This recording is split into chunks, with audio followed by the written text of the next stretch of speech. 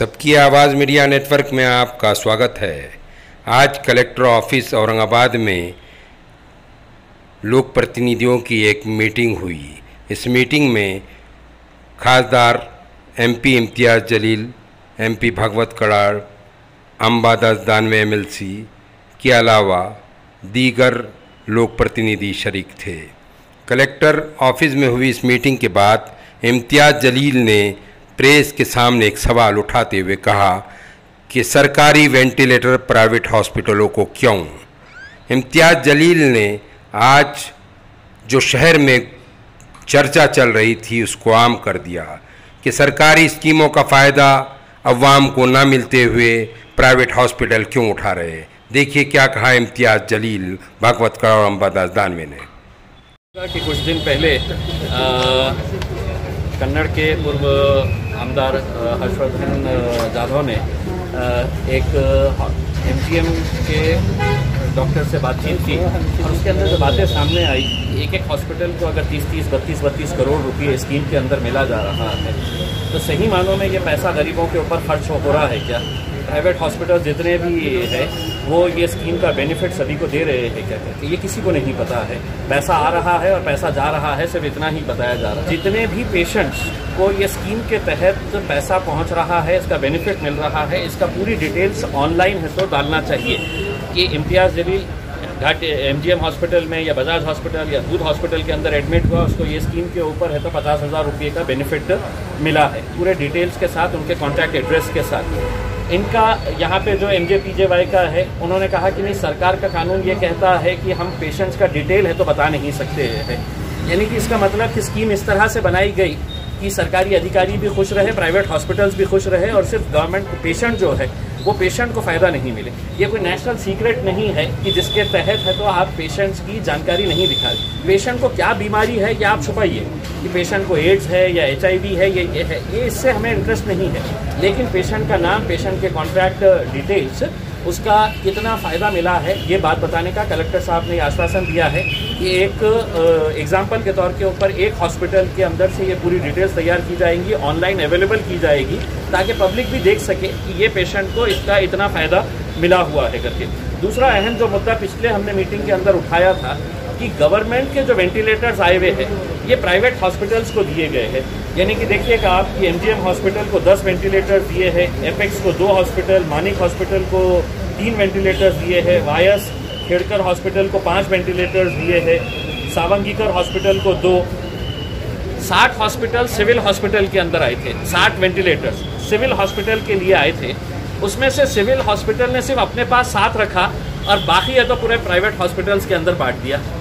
उन्होंने कहा कि नहीं, प्राइवेट हॉस्पिटल्स ने हमसे ये मांग करी थी कि हम भी अपना वेंटिलेटर्स बढ़ाएंगे, ICU बेड्स बढ़ाएंगे तो हमारे को ये दिया जाए करके। सवाल ये पैदा होता है कि जब सरकार की इतनी करोड़ों रुपये की बिल्डिंगें बन के तैयार है, हॉस्पिटल्स तैयार है, सुपर स्पेशलिटी की जो बिल्डिंग बनी है वो किसी 5 स्टार होटल से कम नहीं है, वहाँ पर वेंटिलेटर्स ना देते हुए ये प्राइवेट हॉस्पिटल्स को देने का जो निर्णय किया गया है वो टोटली गलत है। प्राइवेट हॉस्पिटल्स पैसा लेते हैं पेशेंट्स से, प्राइवेट हॉस्पिटल्स गवर्नमेंट की स्कीम इम्प्लीमेंट करते हैं, दूसरे बेनिफिट्स उनको मिलते हैं, लेकिन अपने पास महज 7 बेड वेंटिलेटर्स रखना और बाकी के पूरे खैरात के तरह बांट देना, तो फिर सवाल ये पैदा होता है कि आपने इतनी जो चीख के मांग की थी कि हमारे पास वेंटिलेटर्स नहीं है, मैंने खुद ने अपने पैसों से हमारे खासदार निधि के अंदर से मैंने 6 वेंटिलेटर्स घाटी को दिया। मुझे अगर पता रहता था कि मतलब अगर ये खैरात बांट रहे हैं पूरे प्राइवेट हॉस्पिटल्स को तो मैं देता नहीं था उनको। लेकिन ये है कि वेंटिलेटर्स आ गए हैं, अब उसका सही तरीके से इस्तेमाल नहीं हो रहा है,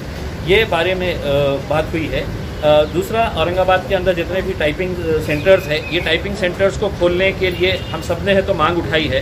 पिछले हफ्ते मैंने ये मांग उठाई थी कि काली पीली वाले जो टैक्सी वाले होते हैं उनका भी पेट भरने का जरिया होना चाहिए। आपने बसेस चालू कर डाले, आपने रिक्शे चालू कर दिए, ट्रेन चालू कर दिए, हवाई जहाज चालू कर दिए है, काली पीली टैक्सी चलाने वाले जो है उनका भी घर बार चलना चाहिए, तो उनको इजाज़त दी जाए। कोचिंग सेंटर्स के बारे में बार बार है तो ये मांग कर रहे हैं, अब तो हमने कोचिंग सेंटर्स को ये कहा है कि अब सरकार का इंतज़ार ना करो, खोलो, क्योंकि बच्चों को भी पढ़ने का है। जो छोटे मोटे होटल्स है अभी भी होटल बंद पड़े हुए हैं, अब सरकार का इंतज़ार मत करो, खोलो। क्या होगा ज़्यादा से ज़्यादा आपको, जो सरकार अंधी बहरी बन के बैठी हुई है, जिसको कहीं पर कोई नज़र नहीं आ रहा है कि इनका भी पेट भरना है, तो आप पूरी तरह से अपना जो भी नियम है वो नियमों का पालन करो और अपने कारोबार धंधे जो है सब खोलिएगा। इम्तियाज अली भाई आपके साथ खड़े थे। आज हमारी लोक प्रतिनिधि और अधिकारी की बैठक हो गई। इसमें महात्मा ज्योतिबा फुले योजना अंतर्गत जो कुछ अभी तक जो शासन से पैसा आया है हॉस्पिटल को, उसकी यादी हमने मांग किया है और कलेक्टर ने हमें आश्वासित किया है कि उसकी यादी हम जल्दी ही देंगे।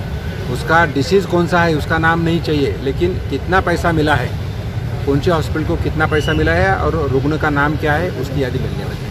दूसरे जो हमने आज डिसीजन लगाने को लिया है, टाइपिंग इंस्टीट्यूट जो टाइपिंग इंस्टीट्यूट है, टाइपिंग इंस्टीट्यूट अभी तक शहर में बंद है।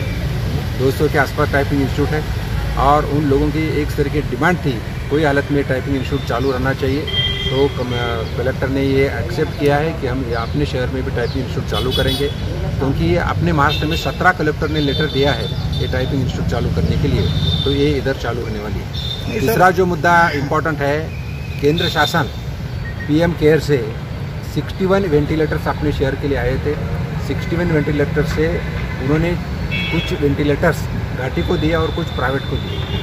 हमने मांग किया है कि ये वेंटिलेटर प्राइवेट को देने बजाय घाटी में और सिविल हॉस्पिटल में ही सुविधा बढ़ाई जाए और जो गरीब रुग्ण हैं उनसे ट्रीटमेंट उधर ही घाटी में और सिविल हॉस्पिटल में मिलना चाहिए। सर, ये आपकी भूमिका है कि सही लूटमार चल रही है प्राइवेट हॉस्पिटलों में?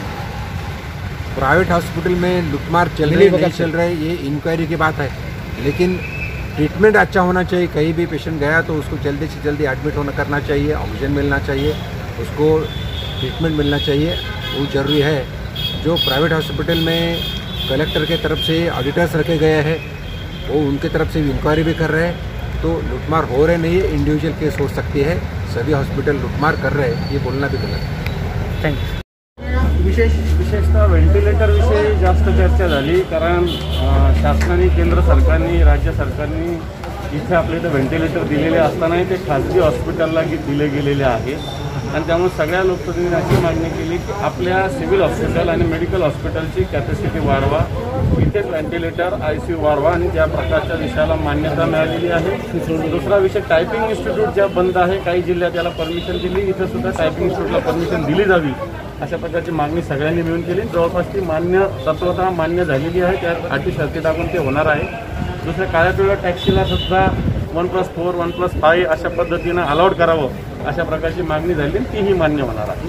सर, हे हर्षवर्धन जाधव जे माजी आमदार आहेत त्यांनी प्रश्न उपस्थित केला आहे खाजगी हॉस्पिटलवर 250 कोटी मिळालेले आहे जीवनदायी योजनेमध्ये, तर त्यांनी यादी जाहीर करायला सांगितली। बरोबर, तर ही मुद्दा आम्ही सगळ्यांनी मिळून मांडलेला आहे की आपल्या इथल्या हॉस्पिटलमधून कोणत्या रुग्णाला किती अमाऊंटचा फायदा पोहोचला याच्या प्रकारची यादी आम्ही कलेक्टर साहेबांना मागितलेली। ते 2-4 दिवसात हर्षवर्धन जाधवांनी मांडलेला मुद्दा अतिशय योग्य होता आणि त्यामुळं सगळ्या लोकांनी तो मुद्दा मांडला आणि त्या पद्धतीनं यादी दिली जाणार आहे।